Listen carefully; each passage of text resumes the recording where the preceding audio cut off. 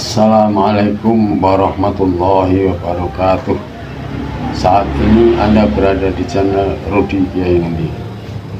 Kali ini saya akan meluruskan salah satu ceramah khususnya tafsir Gus Baha tentang hukum dan filosofi zakat.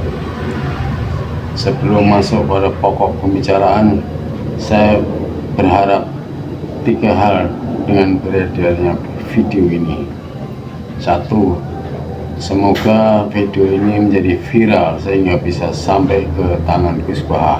2. Sebenarnya saya tidak perlu meminta maaf kepada Gus Baha dengan beredarnya video ini, karena saya tahu bahwa sikap Gus Baha sangat terbuka, bahkan menyukai perdebatan ilmiah.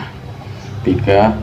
Secara usul fikih, saya dan Gus Baha dalam posisi yang sama, yaitu sama-sama berijtihad. Kalau benar dapat nilai 2, kalau salah dapat nilai 1. Sebelum dilanjutkan, mari kita simak penggalan ceramah Gus Baha ini. Kalau dalam ilmu tasawuf, mazhab itu gampang. Kamu yakin tidak ketemu Allah dengan pendapat itu? Mazhabun al-qawwahabi. Kalau dalam ulama, hadza madhabi al-qawwahabi. Ini pendapat saya yang sampai ketemu Allah itu saya siap. Makanya saya ini bukan sok-sokan ini mengatur di depan Pak Quraisy, tidak mungkin bohong.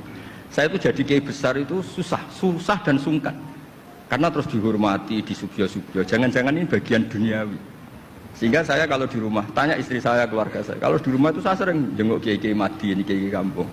Ini sebagai kafaro saya, jangan-jangan saya kenal rektor UI itu bangga, kenal ketua badan wakaf bangga, sehingga ini urusannya hanya bangga-bangganan, keren-kerenan. Sampai segitu tradisi di keluarga saya ini, karena ya memang itu tradisi. Dulu itu namanya Imam Syafi'i itu top terkenal, tapi punya mitra debat, itu namanya Saiban Ar-Ra'i. Itu pengembala kambing miskin. Suatu saat Imam Syafi'i jenguk ke Saiban Ar-Ra'i ini. Tanya, menurut kamu zakat itu wajib pada siapa? Kata Saiban Ar-Ra'i, menurut kamu apa menurut saya? Ya menurut kamu, saya tanya kamu ya menurut kamu. Ala kulli ghaniyin wa faqirin. Zakat itu wajib bagi orang kaya dan orang fakir. Loh kenapa? Masa orang fakir sudah miskin wajib zakat? Memangnya orang fakir hartanya bersih semua? Enggak kan? Saya memberi contoh itu nyuwun sewu, tambahannya menyinggung. Di kampung saya itu kan kalau ada acara misalnya haul atau pengajian atau apa.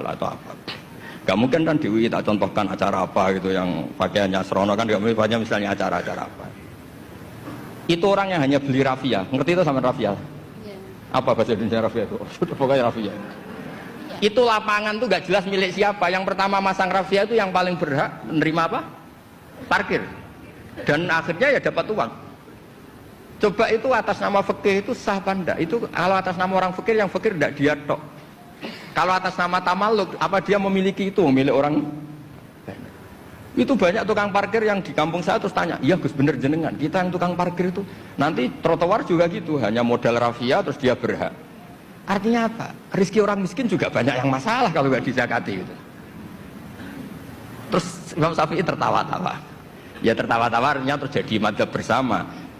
Negara hanya mewajibkan zakat sama orang kaya, karena itu yang harus dituntut kalau udah zakat. Tapi orang miskin silahkan, yang merasa rezekinya juga macam-macam itu juga harus zakat. Karena zakat itu filosofinya itu kan tathhirul mal, mensucikan harta. Dan kita tadi, wong nggak ikut punya lapangan, nggak ikut punya trotoar, hanya modal rafia. Terus kita yang berhak, orang lain tidak berhak. Padahal orang lain ini bisa lebih miskin ketimbang kita. Nah itu pentingnya debat. Itu lebih mutu timbang debatnya suami Anda dan Anda ini, Saiban Ar-Ra'i. Tapi itu bagus, itu kasih bonus Pak Rektor, itu hebat itu. Di rumah masih debat fikih itu hebat itu. Dalam keterangannya, Gus Baha menafsirkan kata untuk membersihkan dan menyucikan dalam zakat itu atas harta yang mungkin saja didapat secara tidak halal. Nah, pada poin dan keterangan ini yang menurut saya kurang atau tidak benar, bahkan berbahaya. Menurut saya, mekanisme zakat untuk membersihkan dan menyucikan harta itu bukan dari harta yang didapat dengan jalan tidak halal, tetapi mutlak harus dengan jalan dan cara yang halal. Atau memang demikian juga yang dipahami oleh umum selama ini. Perampok, koruptor merasa aman melakukan aksi kejahatannya karena dia pikir nanti beban dosanya akan bisa ditebus melalui mekanisme zakat itu. Kalau demikian tafsir dan filosofi zakat, kelihatannya nggak ada bedanya di kalangan Nasrani dengan konsep penebusan dosa itu. Di kalangan umat Kristen, orang bisa melebur dan menghapus dosa dengan ritual pengakuan dosa dan membayar sejumlah uang di hadapan pendeta. Spirit dan filosofinya bahwa kehadiran Islam untuk menciptakan keadilan sosial dengan cara yang kuat, wajib melindungi yang lemah. Menegakkan keadilan itu fardu ain loh, bukan cuma tugas hakim.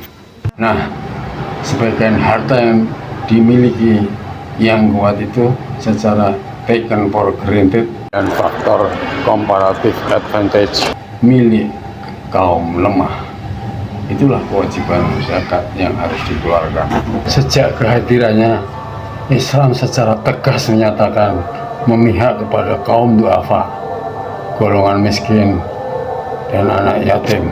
Mekanisme zakat sebenarnya merupakan sinyal bahwa Islam tidak mendukung adanya pemupukan modal di satu kelompok kecil yang menjurus kepada kapitalisme dan cenderung eksploitatif dan menindas.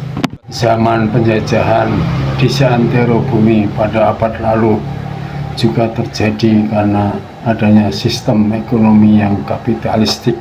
Atas dasar spirit dan filosofi tersebut, Islam menetapkan persentase yang lebih besar zakat atas hasil pertanian, yakni 10%. Saya terkesan dengan gaya kelakar yang segar dari Gus Baha.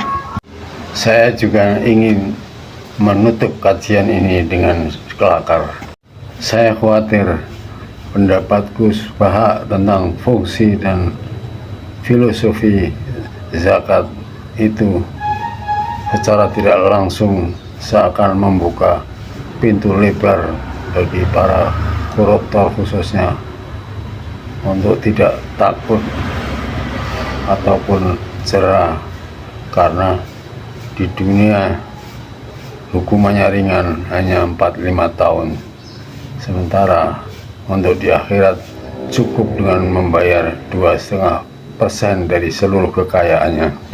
Maka bagi penjahat dan penjara harta, perampok dan koruptor, tidak ada jalan lain pengampunan bagi mereka kecuali harus mengembalikan harta yang telah dijarah.